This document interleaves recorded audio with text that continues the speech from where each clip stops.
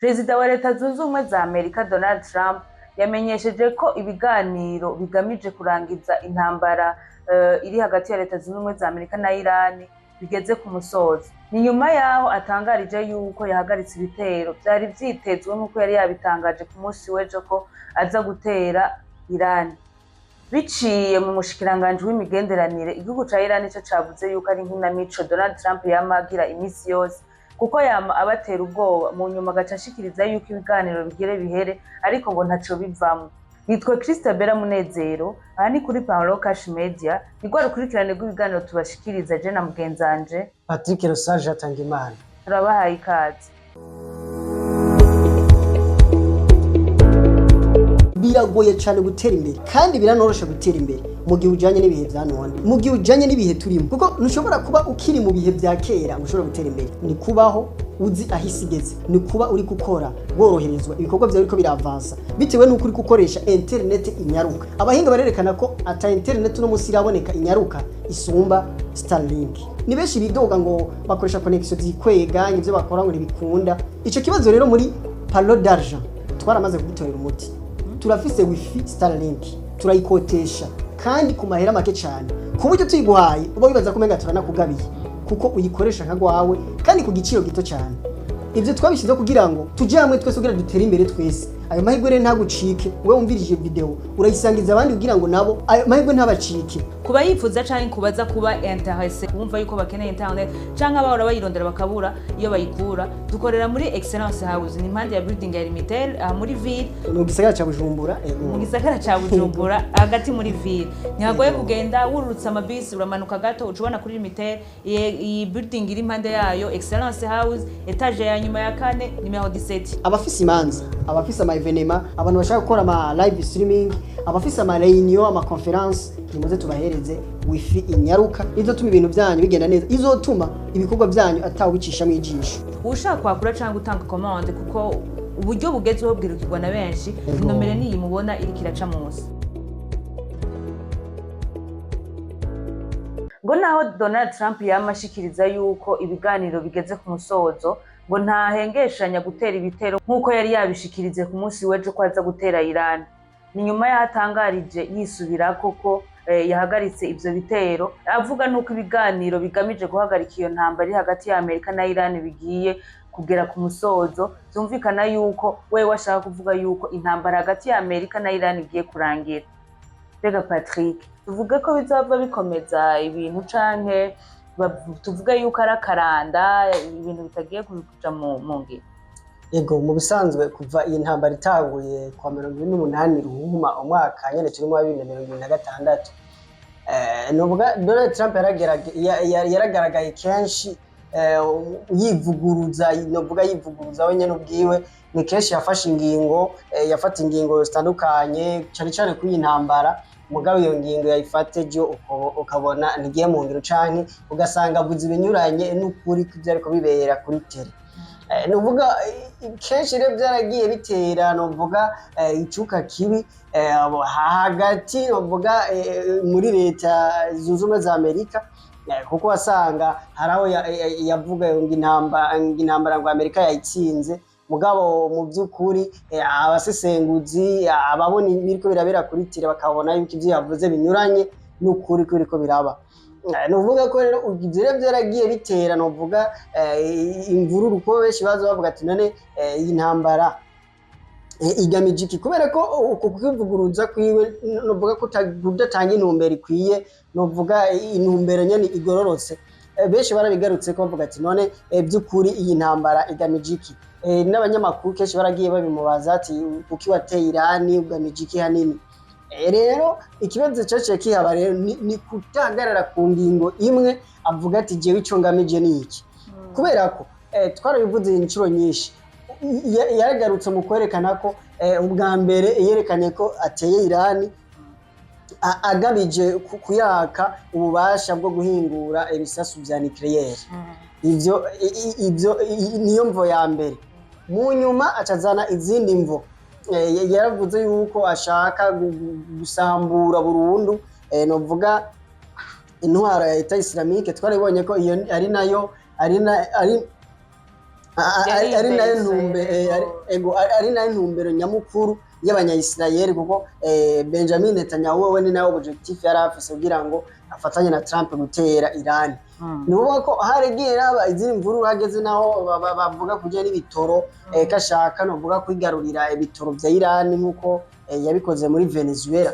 Uko kudahagarara ku ngingo imwe cyangwa kudatomora abantu n'amakunga amenya ati mbega umuntu ahagaze kuki zaragiye bitera imvururu nyinshi. Nk'akarorero Trump yarashizeho ingingo novuga yarasohoye ingingo novuga isa nk'itera ubwoba ingingo ntarengwa no kuvuga ko ingingo twarayibonye aho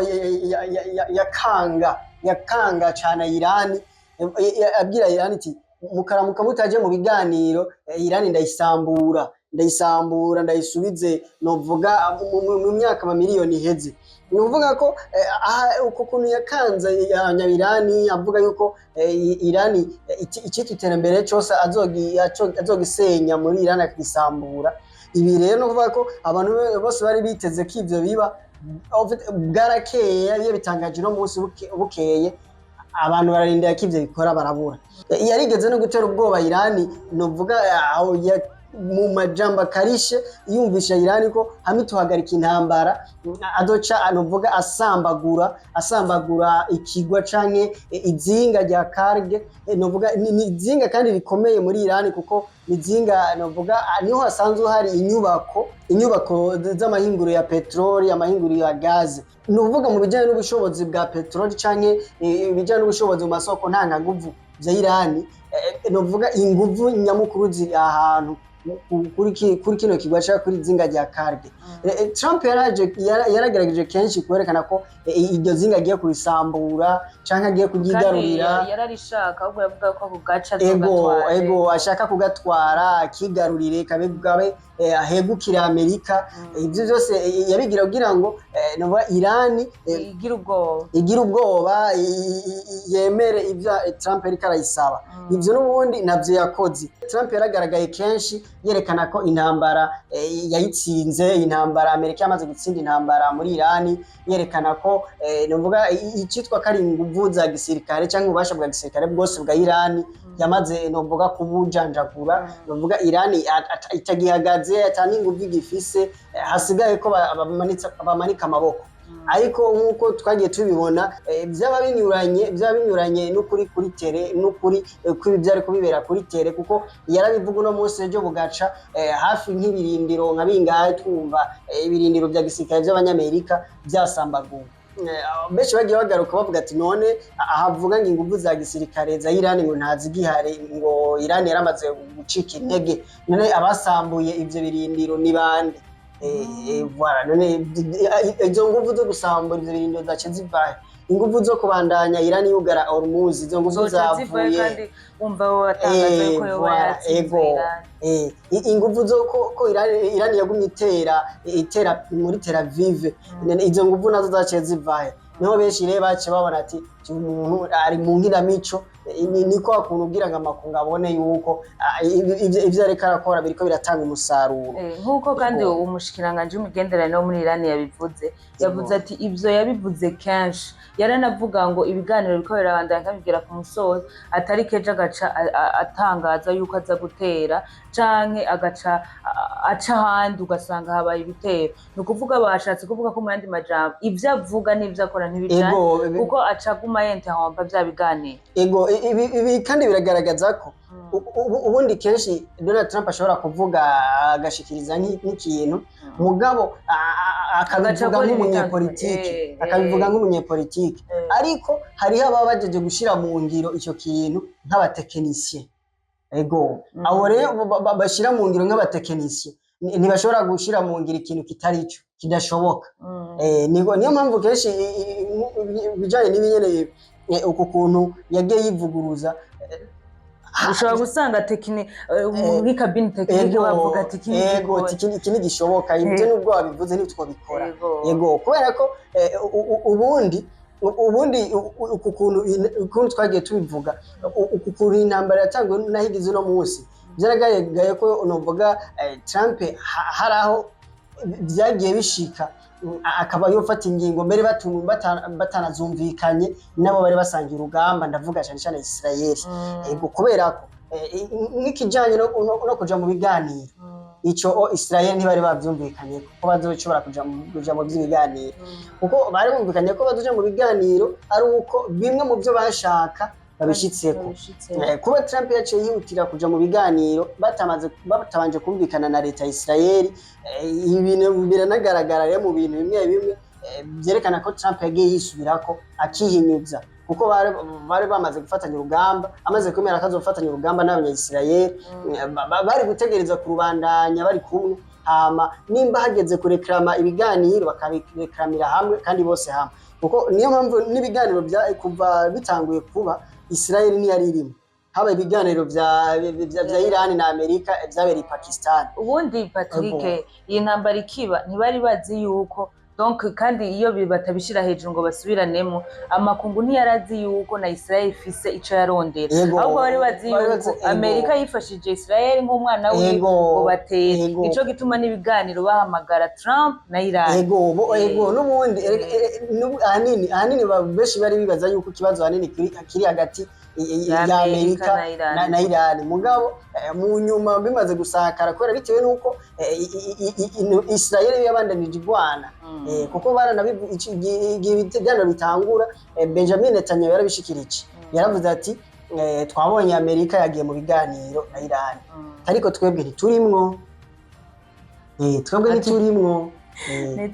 Yego ni ukuvuga ko kuva kijya gihe novuga ibiganiro bitanguye, aho Amerika yaja mu biganiro na Iran vyabereye Pakistan, ibiganiro twarabonye ko atamusaruro byatanze ico gihe, ko bace babiheba, ataco barahuriza. Muri ibyo biganiro rero Israel yari yatangaje ko bo batarimo, bagiye mu biganiro n'ibyo, ariko twebwe ntiturimwo, nta ruhara mu bintu Iran isaba n'ibintu Amerika isaba, nta na kimwe kidufavorizamo. Amerika Trump ashaka babahereze Iranium, Irani nayo irafise ibyisaba, harimo gukontrola, kubandanya ikontrola Hormuz. None twebwe uruhara rwacu ruri, kandi twari dufise ikibanza muri intambara. Twashizemo na mu yandi majambo ko twashizemo natwe inguvu zacu, natwe imitaha yacu kirimo, inyungu yacu iri. Ego nico cyaje gituma rero Israel yacibandanya ibomboranya, yacibandanye ikora ibitero, itera muri Libani. Ni ukuvuga ko ibire nivyo byace bituma Iran nayo yaciduza no vuga ishavu ishirahindura mu byisaba icyo shiramo ko n'intambara iri hagati ya Israel na Libani kuri Hezbollah banzi gahagarara, ati idahagaze nta kiba. No kuvuga ko rero niyo byere byace bigenda bitera akajagari, nimba bari bumvikanye ko bazofashanya urugamba rwo gutera Iran gushika barutsinze, ubu aho bigeze bakaba baramaze no kuvuga gusa nkuko wogira ntibariko baja mu nzira imwe. No kuvuga ko ni imwe abasesenguzi bagiye bagaruka ko mu kwerekana ko novuga intambara Donald Trump na Netanyahu bayigavye, novuga bayigavye kuri Iran batari babanje kwicara bategura imikenyuro, ufite bayitegura mu buryo bwimbitse, ku buryo novuga iyo ntambara ivyo biri strategique, ku buryo atatuntu tuduhinyuhinyu umuntu yoshobora kuyitora nk'uko biri no munsi. Niyo mpamvu rero byaciye bigenda bigaragara ko yagiye yihinyuza, agafata ingingo ije akayihindura, akavuga ibinyuranye n'ibiri kuri tere, abajeje kwanariza cyangwa abajeje gusesengura ibijanye n'ubushobozi bwa gisirikare bakerekana ko novuga mu bijanye n'inguvu za gisirikare Amerika ikirahombera, mugabo Trump avuga ati oya murabeshe, twe turacakomeye. Ibi byagiye biba mu majambo Trump yagiye ashikiriza cyangwa ingingo yagiye afata, nibyo rero benshi baciye bagaruka bagerageza kubinegura cyangwa kubisesengura, berekana ko novuga iyi ntambara yagabwe batari bayiteguriye by'ukuri, batari biteguye ko bazoshobora kugaba intambara, kandi bakaba bari banakoze ikosa rikomeye ryo gusuzugura uwo bahanganye, gusuzugura cyangwa kunegura inguvu z'uwo bagiye guhangana, kuko bari bibaza yuko Iran itazobagora, izoba yoroshe mugabo bikaba ubona ko gushika none munsi bitaratora inzira. Niyo mpamvu rero n'ubu wumva Trump ego yari yafashe ingingo ko ngagira kubiteye Iran ngo hamwe novuga izicuza mugabo bwakeye acasubira arabiheba. Kubera iki? Ni kuvuga arabivuga mu ntumbero yo gutera ubwoba, mugabo abajejwe kubishira mu ngiro novuga abatekinisien abasirikare bari kuri tere bavuga ati ico kintu cyo kubona. Turabona yuko nubwo tuguma twizera tumba bivanye n'amakuru turonka canke ivyo Donald Trump bandanya ashikiriza, hari uwari kwibaza ati intambara iri hagati ya Amerika na Iran igira ihe, ariko twamaze kubona yuko Iran nta cizere ifise. Ivuga ati ni ya majambo atacarimwo, ntari yafata ingingo, no kuvuga ntirarikura Iran, ntiremere nuko n'ivyo bintu bizoba. Ni ibintu nyene kurindira iyo bija tukaraba ubuseriyo bwa Trump aho kuvyo avuga bizaba mu ngiro cyane gose. Erega n'ubundi akenshi biragaragara ko amajambo Trump aba yashikirije abanyuranye n'ukuri ko biraba. Nico gituma na Iran yacisohoka iravuga iti ivyo yama yabivuze, arabivuga akabibitero, arabivuga agakurikira ibindi bintu bibi tutabona. Ati rero ntawovuga ngo ibiganiro bizovamwe kandi ivyo avuga navyo bidakurikiza n'ivyo akora. No kuvuga kuri Iran nta cizere kirekire, ariko twizere yuko ko yahagaritse ibitero. Yavuze ati ndahagaritse ibitero kandi ibiganiro bizoja ku musozi. Twizere ko ariko bizogenda.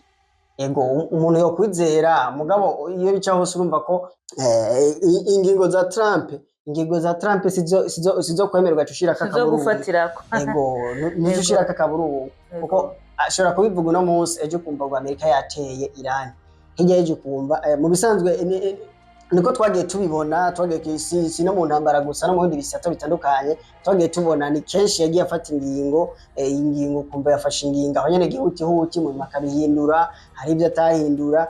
Novuga iyo rero hageze kugira imyifato mwene iyo mujanye n'intambara, si ikintu kiba coroshe, kubera ko aba ari ibintu vyoroshe kugosora, aba ari ibintu vyoroshe kubona ati byane bigeze. Niyo mpamvu ubona ibindi bihugu bitigeze bishaka kwishora mu intambara.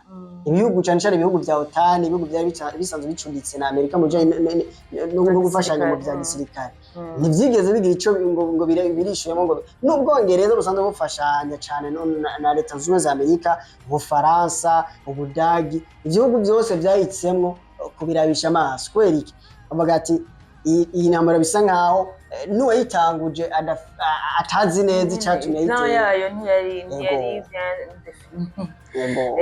tubibutse yuko atari amakungu gusa atashigikiye Donald Trump mu ntambara iri muri Iran. Inama nshingamateka n'abakenguzamateka baramaze kumwereka yuko batamushigikiye, ndetse bari mu matora n'ubu kandi abazobandanya yo kumwaka ububasha bw'intambara iri muri Iran, kuko nabo nyene bamuvuga bati iyi ntambara ifo kwihagarara kuko iri kiteza izindi mvururu mu gihugu. Wogira n'inkinamico, ugerageje kubiraba ingene abashingamateka bagiye bishikiriza, wogira ugerageje kubiraba ntibabona n'ivyo Trump arimo. Bavuga ati ari mu biki, ari mu biki, intambara yaraheze irabandanya, ibiganiro byaraheze birabandanya, bimeze gute nimba byaraheze kubera iki hadasinywa nyene abasize ati turahagaritse biraheze, hama uwemeye ibiti nzokora ibundi nzokora bije mu ngiro. Niyo mpamvu rero mu bisanzwe ibintu bimeze uko, ni nk'uko intambara ishobora guhera uko nyene muri Iran, birashoboka. Nk'akarorero Trump arashobora n'ubu birashobora gushika bikabandanya uko nyene gushika manda y'iheze. Imaze guhera bikiruka nyene ibitero, bikiruka nyene ikaguma ikareka gutera, Israel ikareka Hezbollah, bikaguma uko nyene intambara igahera. Mugabe ibintu navyo kubera batamasezerano n'aba yarasinywe, novuga nta cizere kiza biba bifise, kubera ko umwanya n'umwanya birashobora gusubira gutanga ugasanga barasubiye kwatakana. Ni ibintu turindira iyo bica. Tubibutse ko ngaha ari kuri Paulo Cash Media, twasaba manda mudushikira mugire s'abonner, commentaire, mupartage inkuru zacu zishikira abandi. Yari jewe Christabella Munezero, nari kumwe na mugenzanje Patrick Musage Tangimana. Naho butaha, ciao ciao. biragoye cyane gutera imbere kandi biranorosha gutera imbere mu gihe ujanye n'ibihe vya none, mu gihe ujanye n'ibihe turimo, kuko ntushobora kuba ukiri mu bihe vya kera ushobora gutera imbere. Ni kubaho uzi ahisi igeze, ni kuba uri gukora woroherezwa ibikorwa byawe biriko biravansa bitewe n'uko uri gukoresha internet inyaruka. Abahinga barerekana ko ata internet no musi iraboneka inyaruka isumba Starlink. Ni benshi bidoga ngo bakoresha connection zikwega ivyo bakora ngo ntibikunda. Ico kibazo rero muri palo d'argent twaramaze kugitorera umuti. Turafise wifi Starlink, turayikotesha kandi ku mahera make cyane, ku buryo tuyiguhaye uba wibaza ko menga turanakugabiye kuko uyikoresha nka gwawe kandi ku giciro gito cyane. Ivyo twabishize kugira ngo tuje hamwe twese kugira dutere imbere twese. Ayo mahirwe rero ntagucike, wewe umvirije video urayisangiza abandi kugira ngo nabo ayo mahirwe ntabacike. Kuba yifuza canke kubaza kuba intéressé kumva yuko bakeneye internet canke abahora bayirondera bakabura iyo bayikura, dukorera muri Excellence House, ni impande ya building ya Limitel muri ville mu gisagara ca Bujumbura. Mu gisagara ca Bujumbura hagati muri ville. Ntihagoye kugenda wurutsa amabisi uramanuka gato ucubona kuri Limitel. Iyi building iri impande yayo Excellence House, etage ya nyuma ya 4 numero 17. Abafise imanza, abafise ama evenema, abantu bashaka gukora ama live streaming, abafise ama reunion, ama conference, nimuze tubahereze wifi inyaruka izotuma ibintu byanyu bigenda neza, izotuma ibikorwa byanyu atawicisha mu ijisho. Ushaka kwakura cyangwa gutanga commande kuko uburyo bugezweho bwirukirwa na benshi, nomero niyi mubona iri kiraca munsi.